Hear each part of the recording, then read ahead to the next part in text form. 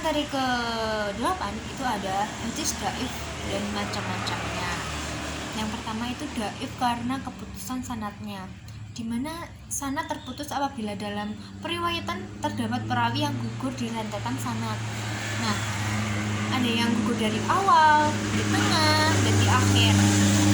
Hadis ini terdapat beberapa macam. Yang pertama ada hadis mauquf, hadis maktub, hadis mu'allaq, hadis mu'dal, hadis mursal, dan hadis mudalas. Nah, ada lagi penjelasan tentang dhaif karena ketercalaan sanadnya. Menurut Suyatno, para ulama berbeda pendapat dalam penetapan kedhaifan dari sudut kecacatan rawinya.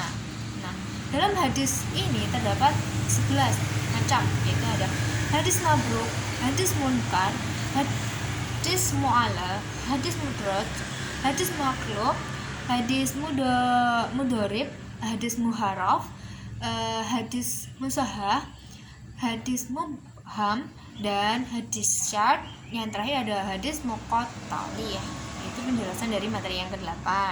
Materi yang ke-9 yang membahas tentang hadis maudhu dan sebab-sebab munculnya. Apa sih sebenarnya hadis maudhu itu?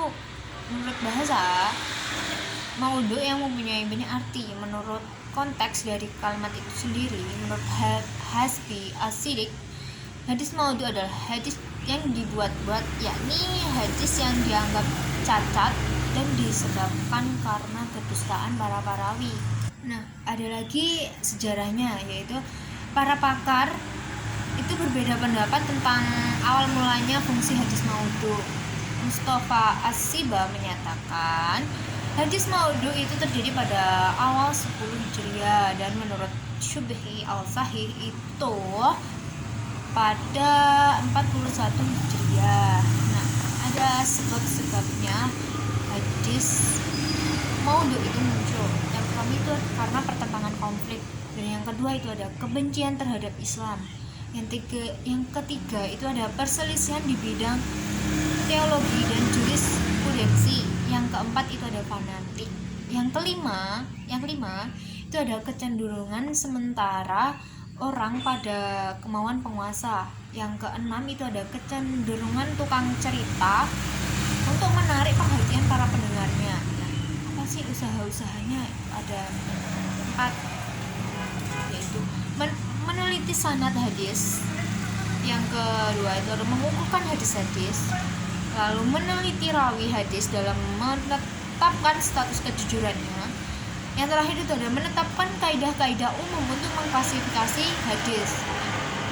Apa sih sebenarnya ciri-ciri hadis maudhu itu? Ciri-cirinya itu ada matan tak sesuai dengan kefasihan bahasa, kebaikan, kelayakan, dan kesopanan bahasa Nabi Sallallahu Alaihi Wasallam. Yang kedua itu ada bertentangan dengan Al-Quran secara akal dan kenyataannya itu tidak sama dan bertentangan. Akhirnya seperti itu. Nah, yang ketiga itu ada rawinya dikenal sebagai pendusta.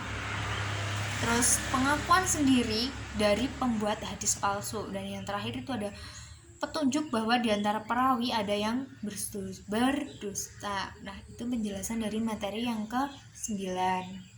Untuk materi yang ke-10 itu ada ilmu jar dan wa ta'dil. Di awal-awal materi tadi kan udah ada yang dibahas, jar itu apa, ta'dil apa. Nah, kali ini bakal saya ulangi lagi apa sih pengertiannya. Al-jar itu berarti luka atau cacat. Itu penjelasan dari ilmu pengetahuan yang mempelajari perawi. Dan yang al-ta'dil yaitu penafsiran perawi yang dengan sifat-sifat yang mensucikannya sehingga nampak keadalannya dan diterima beritanya.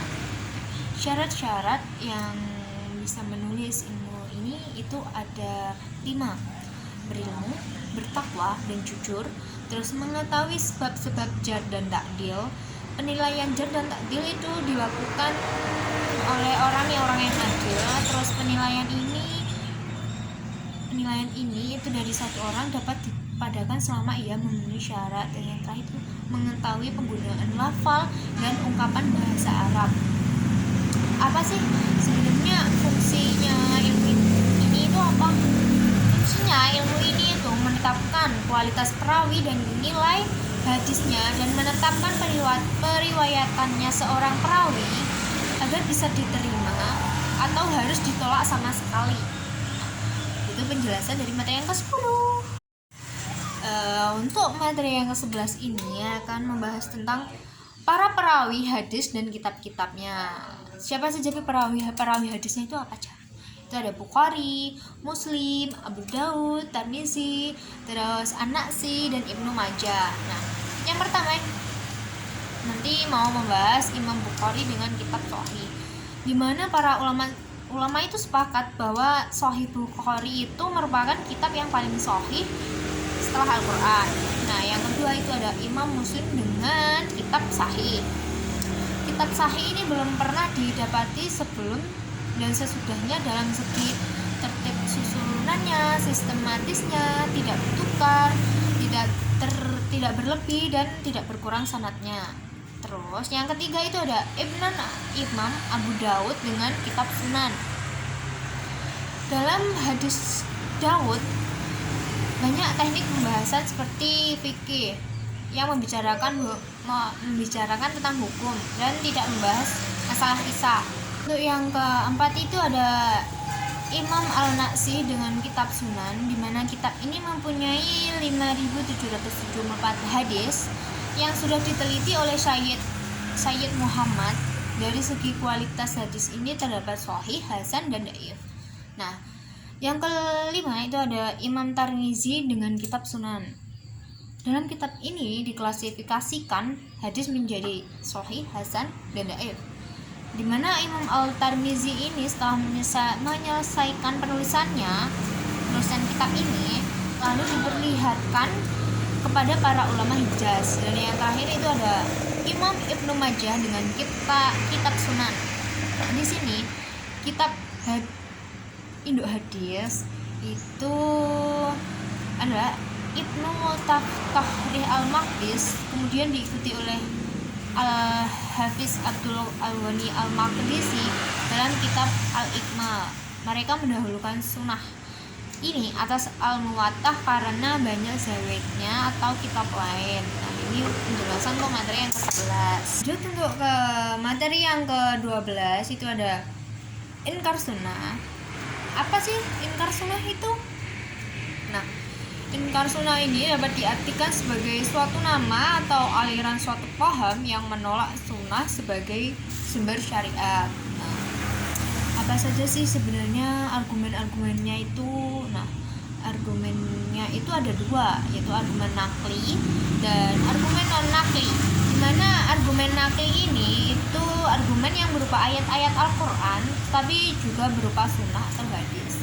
Dan argumen yang non-nakli itu argumen yang tidak berupa ayat Al-Quran dan hadis saja. Nah, ada juga tokoh-tokoh dalam Inkar Sunnah itu siapa saja. Yang pertama itu pada masa periode klasik itu terdapat Profesor Muhammad Mustafa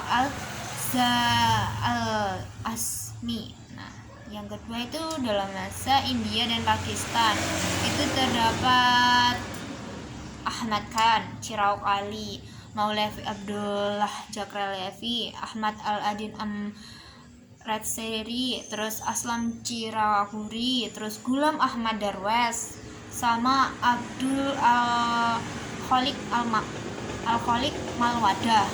Terus yang pada masa Mesir itu ada Taufik Sidki, terus Mahmud Abu Raya, Ahmad Amin